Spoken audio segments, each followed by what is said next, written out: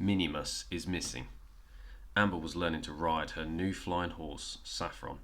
It wasn't as easy as it looked. Amber was relieved when lunchtime arrived. After lunch, she returned to the stables with Sophia and James. Surprise! All the flying horses were missing. I heard strange music in the distance, the coachman said. Then the horses all flew off. Sophia was worried about the missing horses, especially Minimus. She wanted to help search for them, but how? Then she had an idea. The griffins who guard the jewel room. Your suggestion we ride griffins, cried Amber. Sophia fetched the griffins, Onyx, Opal, and young Zeke. Amber was nervous, but agreed to try riding Opal. They all flew to Royal Prep, where Sir Gilliam told them of the school's horses had flown off too. Where could they be? Sophia wondered. Listen, James said. Music. A herd of flying horses sped by overhead. Sophia caught up with them and asked them where they were going. They all said the same thing. Wendell is wonderful. The horses were enchanted.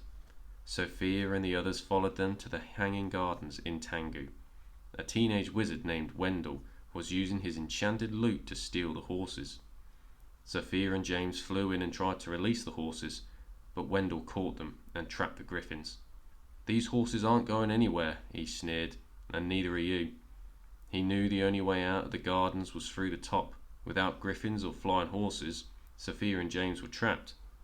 But Amber was still outside, and she had a plan. She threw figs at Wendell to distract him while the others released the griffins. Sophia hopped on Zeke and flew straight at Wendell. No! Wendell cried as Zeke grabbed his lute. He was even more upset when his mother arrived. She made him apologize to Sophia, James and Amber, and then dragged him off to punish him. The others rounded up the horses and headed home, with Amber in lead on Saffron. You're almost ready for the Derby race, Sophia said. Amber smiled. I am a fast learner, aren't I?